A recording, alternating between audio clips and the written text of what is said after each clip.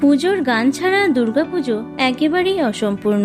তাই ব্যান্ড হোক বা অ্যালবাম বা চ্যানেল, দুর্গাপুজোর প্রাক্কালে একাধিক গান মুক্তি পায়।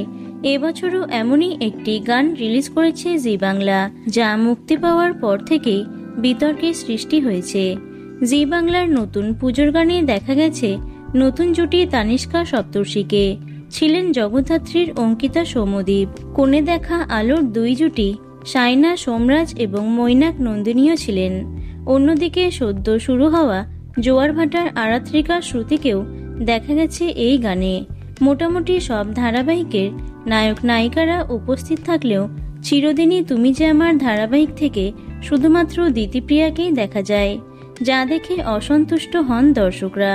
সম্প্রতি যেহেতু জিতু দিতিপ্রিয়ার মধ্যে একটি সমস্যার সৃষ্টি হয়েছিল, তাই স্বাভাবিকভাবেই জিতুর অনুপস্থিতি দেখে প্রশ্ন তোলেন দর্শকরা।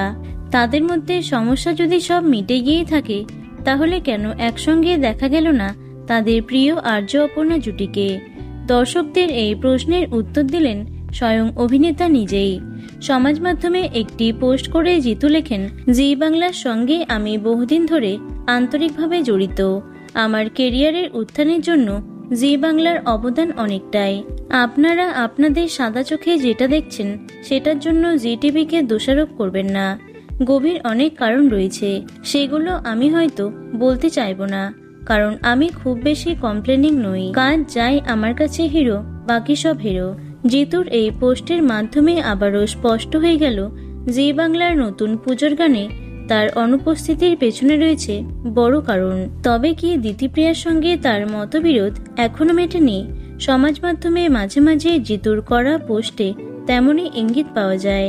শুরু থেকে চিরদিনই তুমি যে আমার ধারাবাহিকের আর্য অপর্ণা জুটিকে প্রচুর ভালোবাসা দিয়েছেন দর্শকরা, কিন্তু মাঝে তাদের ব্যক্তিগত ঝামেলার জেরে তাদের জনপ্রিয়তা অনেকাংশে কমেছে, যার প্রভাব টিআরপিতেও পড়েছে।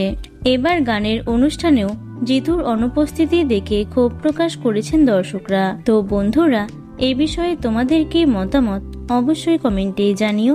ভিডিওটি লাইক এবং শেয়ার করো। এছাড়াও টলি দুনিয়ার অন্যান্য খবর পেতে চ্যানেলটি অবশ্যই সাবস্ক্রাইব করে রেখো। ধন্যবাদ।